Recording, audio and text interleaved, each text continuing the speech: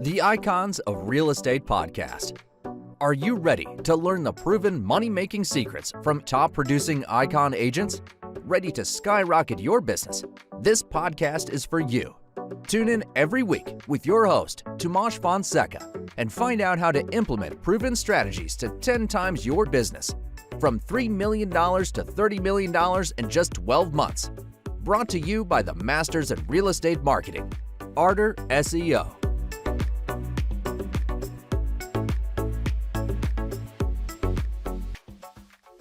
Hello, guys, and welcome to another episode of the Icons of Real Estate podcast. With us today, we have Brant Phillips. He's a full-time real estate investor, business owner, speaker, realtor, and best-selling author.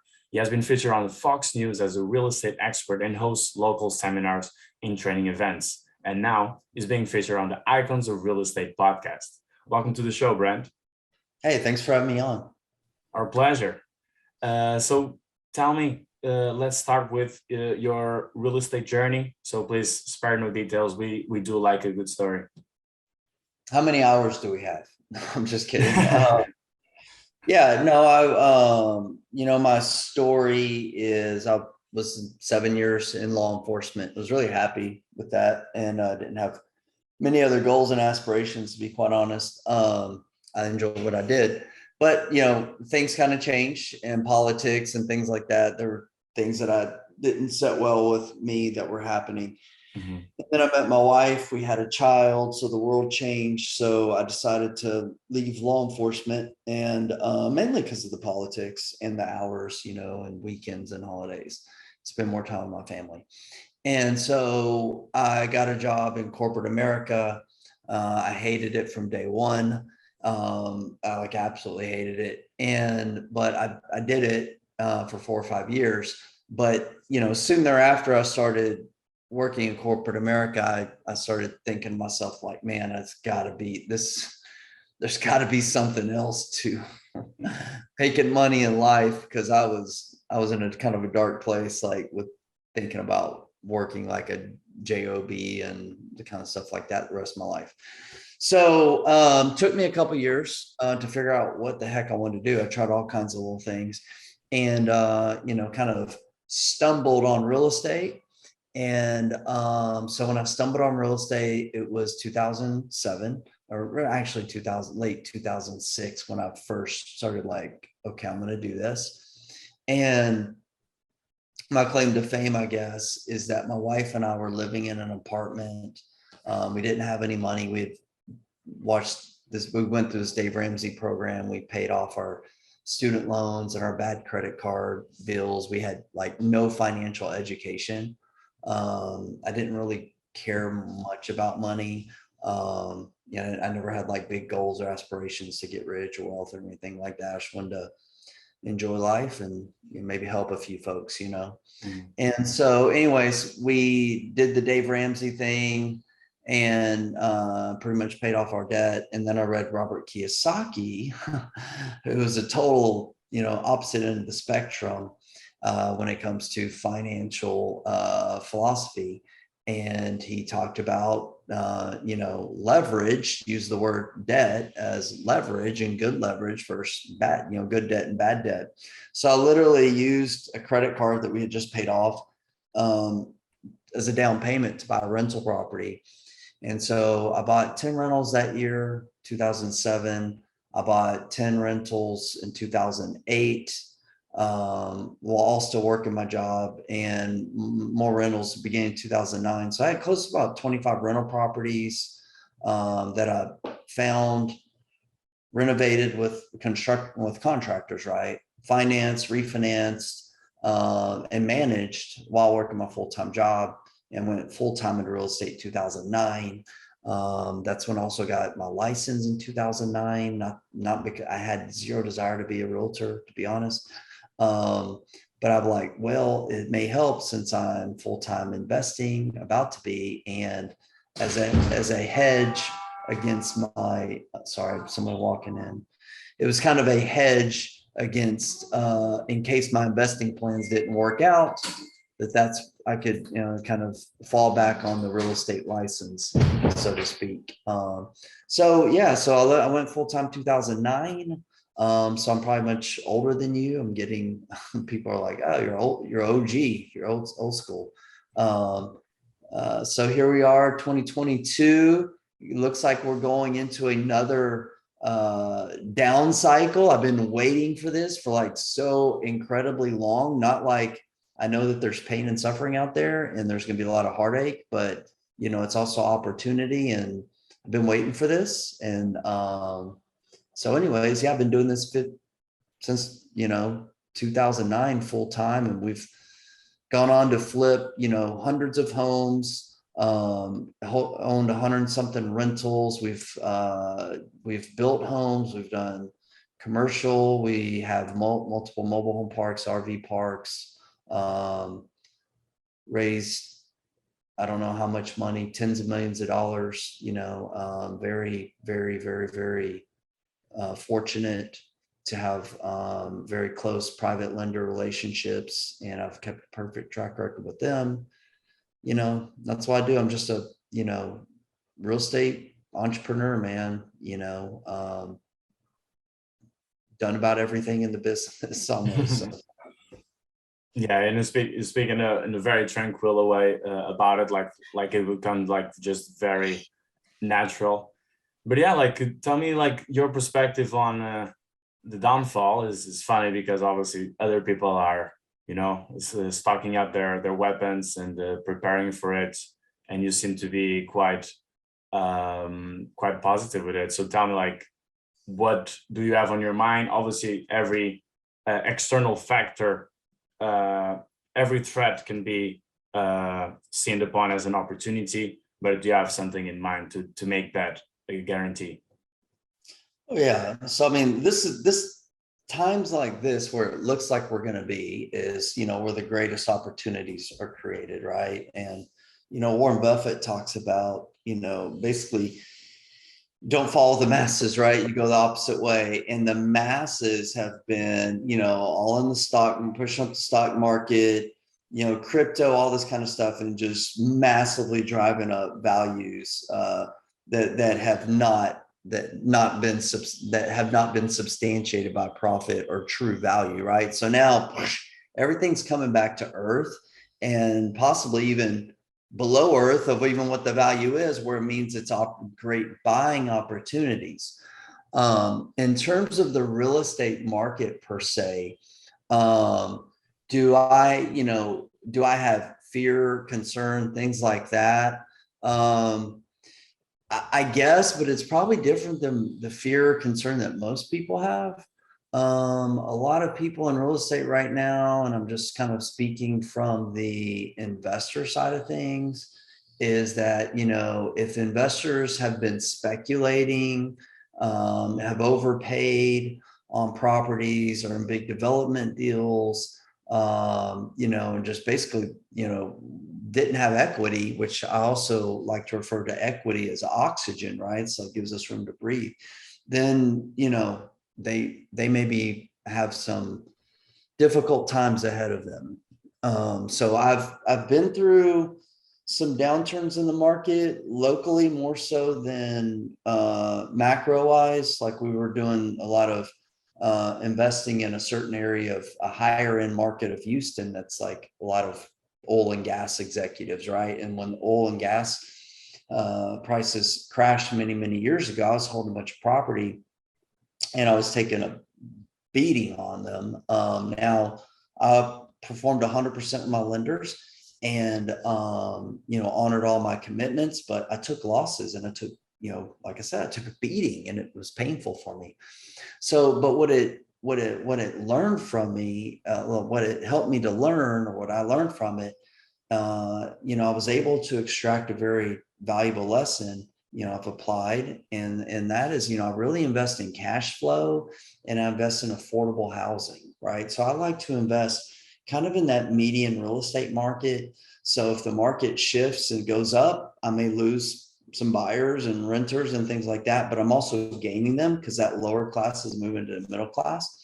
And then in times like this, whenever the market's falling, right, I may lose some of my middle class buyers and renters to a lower class, so they may go to an apartment from a house. but there's probably some people also in this upper market that are transitioning down. So I'm pretty well insulated there. Not that other things couldn't happen, but that's why I don't worry too much about times like this. I also don't watch much news, or TV for that matter. I've just found like I'm much more relaxed if I'm not listening to news and what's going on, the doom and gloom, and oh my God, the sky is falling and all this kind of stuff. So I don't pay attention too much of that. I just kind of try to rely on proven fundamentals that have basically worked for centuries or since the beginning of Earth, or what I learned in like lessons even from the Bible that are still applicable today. And do good unto others, and go forth and prosper and work hard every day and give back and help others, and you're probably going to be okay. So I don't have too much concern, but I do have empathy. It's sad to see when people are hurting, people are struggling. I never like to see that. My parents lost their home and lost everything when I was a child, so I still remember that like it was yesterday. So I've kind of gone through that, and I guess probably kind of the reason I work so hard on I don't want my family to go through that. But the concerns I have, though, in real estate specifically, is that whenever the last market that I went through that was like really ugly, and that was in 2008, 9, and 10, where it was kind of the darkest, was that crime was up, right? Like domestic abuse was up. Like I had, caught wind of like stories with my tenants and then fighting and houses being broken into and air conditioning is getting stolen, stuff like that. Just like there's just kind of like this kind of little dark edge out on the streets, so to speak. And that's, nobody likes that, right? And so those are some concerns, that I have, but I know that those concerns, once again, I always want to look at the bright side of things. And the other side of the coin is that it also means it's going to create a lot of opportunity. Nice. And then the people take that opportunity, as people that will think like you and are really ready for whatever is coming. Because if it's coming for everyone, there'll all be losers and winners, right? It's how life works. Yeah. And yeah, Brent, I know you're an expert in funding deals, and I read like you purchased your first set of homes with actually no money down. Can you tell us a bit more about the process and how it was, even for like a first-time investor, like someone may be hearing this and they want to know if it's really possible, or were you just making that up? With no money down financing, it doesn't mean that there's not money required typically, but it typically just means that there's other people's money, right? Or there sometimes are other creative ways to do deals. So the way I first started, going back to my story, whenever I started, I told my wife at the beginning of 2007, in that apartment, we had no money. I had no business experience, no real estate experience. We lived in an apartment. But I told my wife I was going to buy 10 rental properties. And I put that plan together after reading a few books and going to a networking event. That's kind of, I put that plan together. And, she's like, that's great. We have no money, you have no experience, and you work a lot already at your job. How are you going to do that? I'm like, I have no idea. But what I quickly learned was leverage. And so number one, I guess it all starts with having a good deal. Okay. Because if you don't have a good deal with equity, then doing no money down real estate is like a fool's game. Like you just don't do that. You could do it, but it's not wise. So number one, if you get a good deal, like I soon found that money is attracted to good deals and trustworthy people. Okay. So after I did my first deal, where my no money down was my credit card, so that may or may not count. I did use a credit card to get finance, not to buy the whole house, right? It was like a down payment from a lender. Said, hey, if you put this much down, I'll loan you the rest of the money to buy the house and fix it up. So he loaned me that money. I bought it, I fixed it, I rented it, and I refinanced it. Okay. So then I kept repeating that process. However, because I proved myself, and because honestly, we were in a stupid real estate market, that lender began giving me 100% financing on deals. That was in 2007. It was a different day and age. At the end of 2007, I had maxed out my loans with Fannie Mae, so I could not do any more refinances. So I moved into 2008, and I didn't have an exit strategy for my properties. My other lender would still loan me money up front, but there were short-term loans that I had to refinance out of. So now I had a problem. How was I going to continue buying rental properties? So what I began doing in 2008, I started putting together partnerships.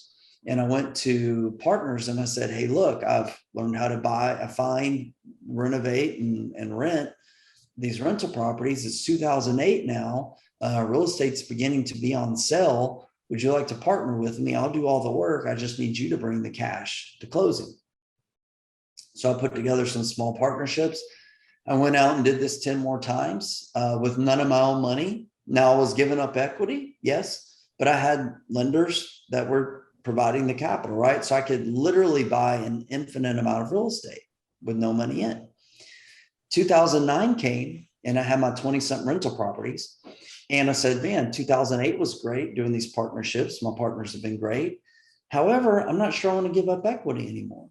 So I began talking to private lenders and I said, hey, here's what I'm doing. Here's my track record. I've got this portfolio of 25 deals. Would you like to loan me money at 7 or 8%? We negotiate a little bit. And I'm going to go buy these, houses, fix them up, rent them out. And I'm going to pay you 8%, whatever I was paying, 10%, whatever. I paid some people 12%.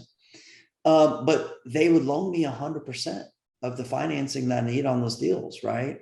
And then so I bought them, I held them. At a certain point in time, I would either refinance them or just sell them and flip them when that flip market started coming back. And I've done that hundreds of times since, just all with raising private money. I was going to do a humble brag and show you a copy of one of my books, but I don't have one. But I also wrote a book called Private Lender Playbook that basically teaches private lenders how to loan money like that. So those are just a few of the ways, that I've been able to do 100% financing on deals. And we still do today.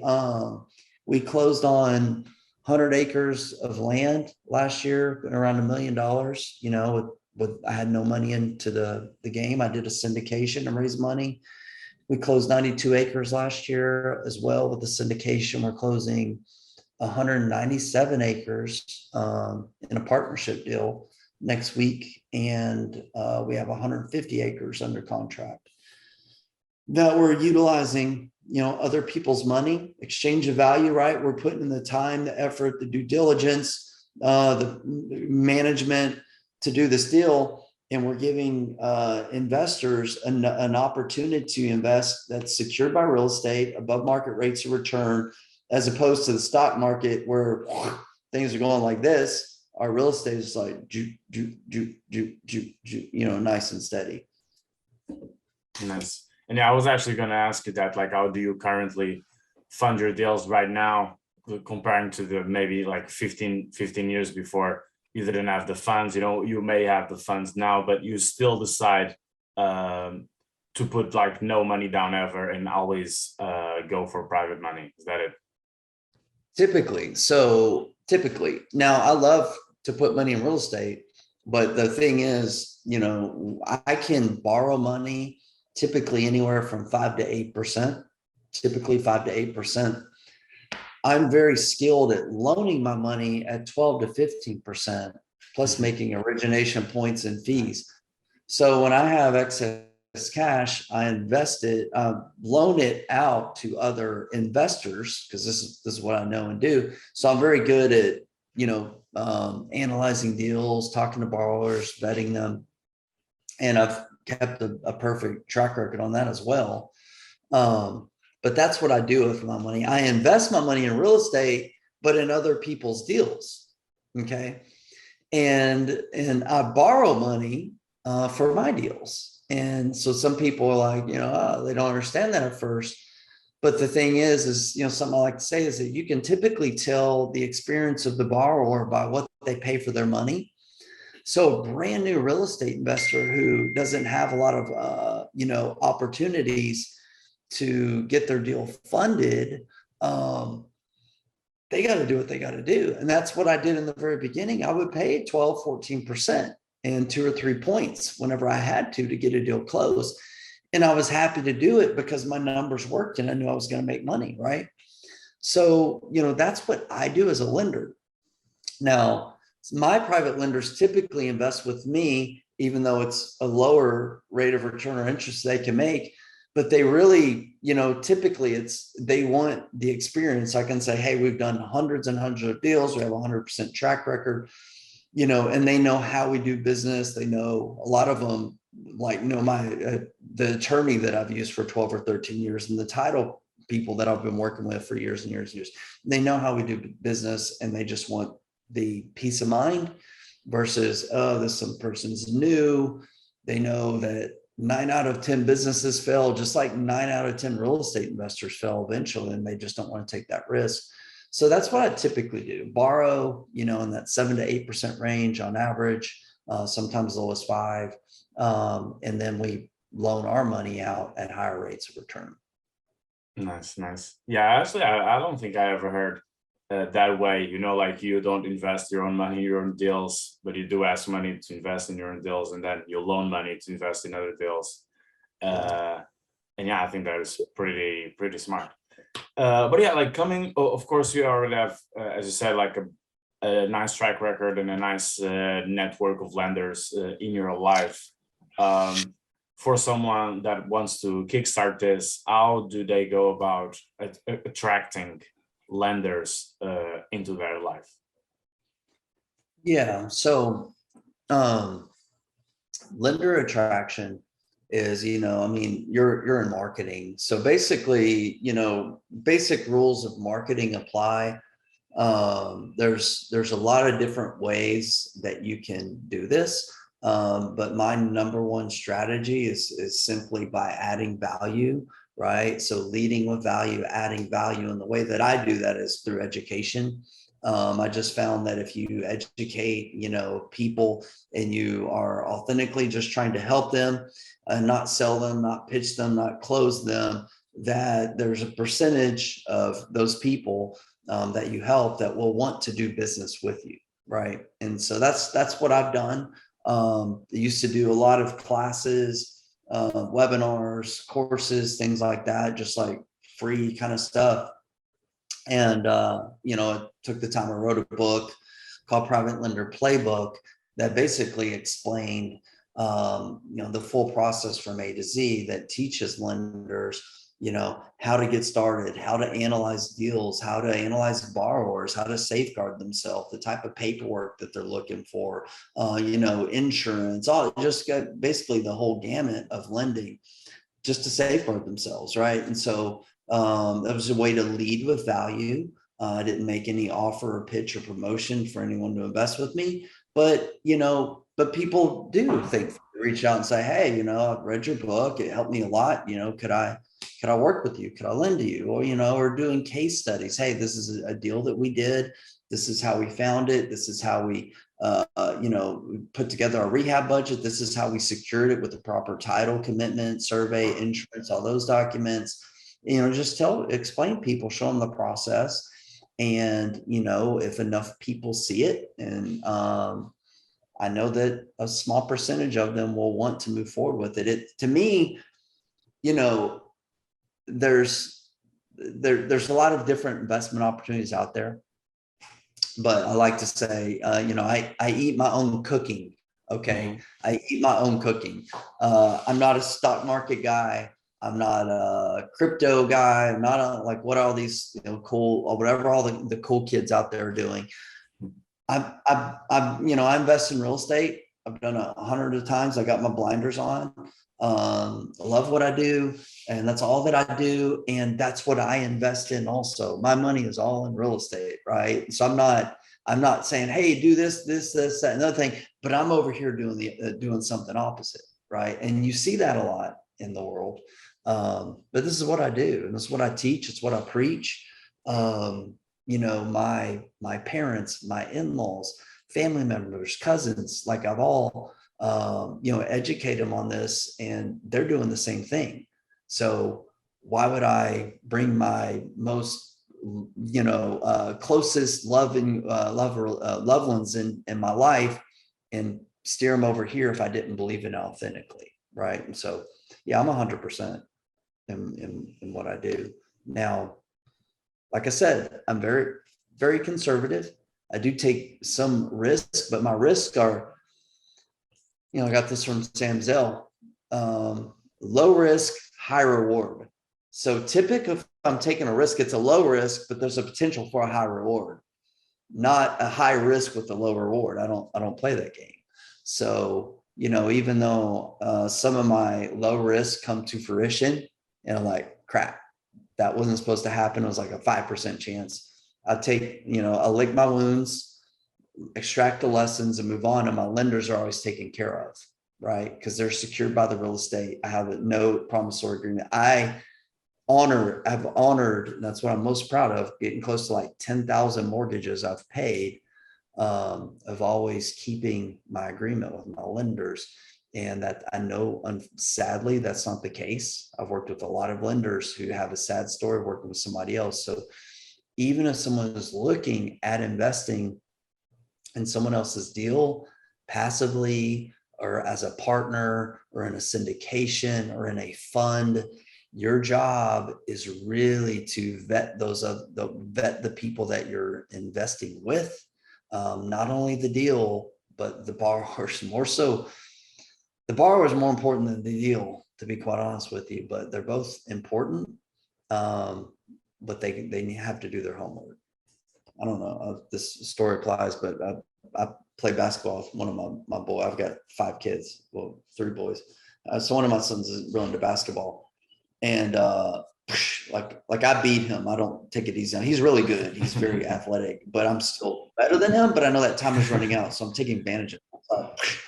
And I blocked his shot. He's like, man, that was a good shot. And I was like, well, great defense will trump good offense, right? And so when it comes to a good deal, a good borrower, things like that, you could have a very, very good deal, but if it's a bad borrower, right? I have seen great deals, and they will have a little bit of turbulence, a little bit of setback, and just walk away. Mm-hmm. Like, blows my mind, right? And I've seen, obviously, if you have a bad deal and a bad borrower, that is a horrible recipe. Just like the recipe of a new lender and a new borrower is typically not an ideal mix. You want to see an experienced borrower, right? And you could get by with an inexperienced lender, or vice versa. But, if you ask me the question of what's more important, spending more time analyzing the deal or the borrower, to me, it's the borrower, right? Because even though, I don't, sounds like I'm tooting my own horn. I guess I am a little bit, but I heard Grant Cardone say the other day, if you got a horn, why don't you toot it? But I've had deals go bad, and I've done business with a lot of other real estate investors who are friends of mine that are similar minded, and their core, their honesty and their integrity even though they've had deals go bad, they've always performed for the lenders. Okay.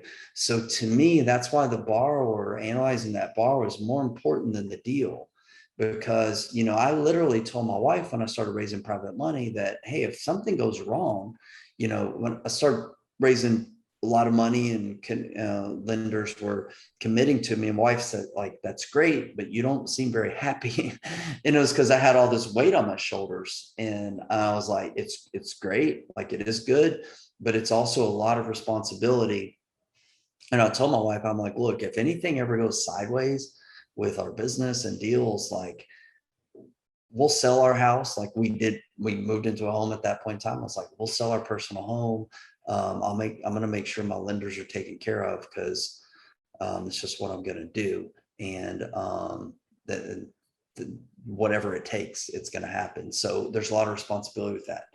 Where a lot of borrowers, and I've seen this happen so many times, they just walk away from deals and leave investors and lenders hanging.